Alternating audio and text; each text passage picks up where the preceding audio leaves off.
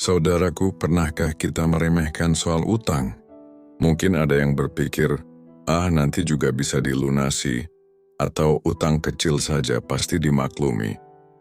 Padahal dalam pandangan Islam, utang adalah perkara yang sangat serius.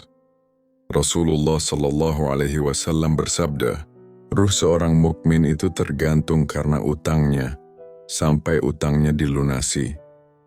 Hadis riwayat Tirmidzi. Bayangkan, bahkan setelah meninggal pun seseorang bisa tertahan karena utang yang belum dibayar. Bahkan, pernah suatu ketika, Nabi Muhammad SAW menolak menyolatkan jenazah seorang muslim karena ia masih memiliki utang yang belum terbayar. Itu menunjukkan betapa beratnya urusan utang dalam timbangan Allah. Mari kita simak sebuah kisah klasik yang diriwayatkan Imam Bukhari.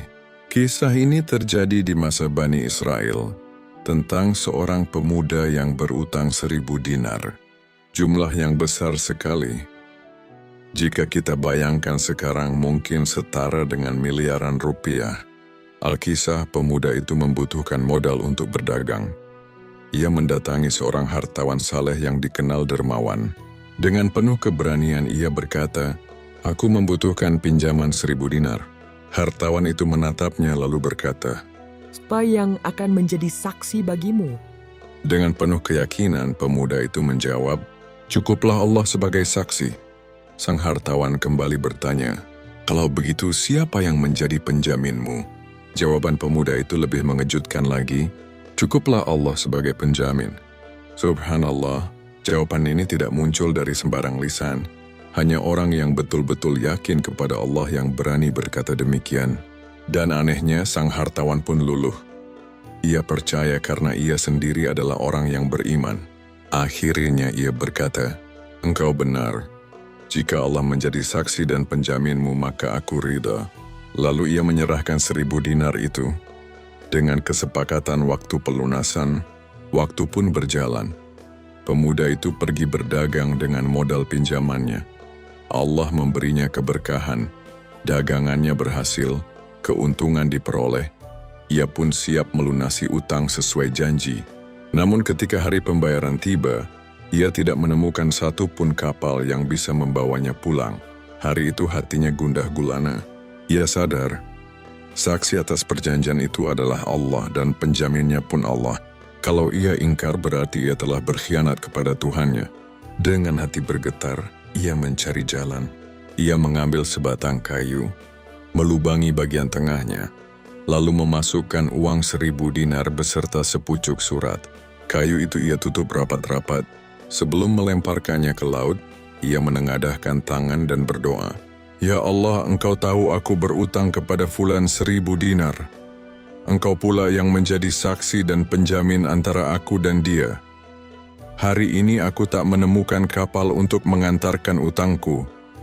Maka aku titipkan uang ini kepadamu ya Rabb. Sampaikanlah kepada pemiliknya, sebagaimana aku meniatkan untuk menunaikan janji ini." Dengan penuh tawakal ia lemparkan kayu itu ke laut. Air mata menetes. Ia serahkan sepenuhnya kepada Allah. Laut yang luas itu tidak mungkin bisa dipercaya. Tapi bagi Allah tidak ada yang mustahil. Ombak membawa kayu itu, terombang-ambing hingga akhirnya sampai ke pantai tempat sang hartawan tinggal. Dan lihatlah takdir Allah. Pada hari itu, hati sang hartawan tiba-tiba tergerak untuk berjalan ke tepi laut. Padahal ia tidak punya urusan apapun di sana. Namun Allah yang menggerakkannya. Ia melihat sebatang kayu terdampar. Ia pun membawanya pulang berniat untuk dijadikan kayu bakar. Tapi ketika membelah kayu itu, ia dikejutkan dengan sesuatu yang tak terduga. Di dalamnya tersimpan uang 1.000 dinar. Lengkap dengan sepucuk surat dari si pemuda. Persis di hari jatuh tempo. Subhanallah, Allah menjaga amanah hamba-Nya. Beberapa hari kemudian, pemuda itu akhirnya berhasil mendapatkan kapal. Ia berangkat menuju rumah sang hartawan dengan membawa 1.000 dinar lain.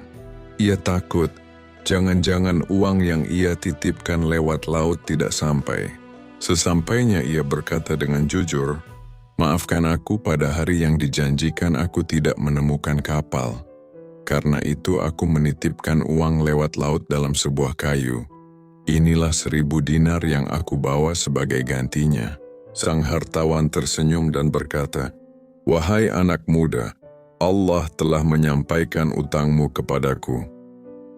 Apa yang kau titipkan kepadanya sudah sampai dengan selamat. Maka pulanglah dengan tenang. Utangmu sudah lunas." Betapa indahnya kisah ini, sebuah pelajaran tentang amanah, tentang tawakal, dan tentang betapa seriusnya urusan utang di sisi Allah. Ustaz Abu Ihsan Al-Atsari pernah berkata dalam sebuah kajian, "Utang bukan hal kecil.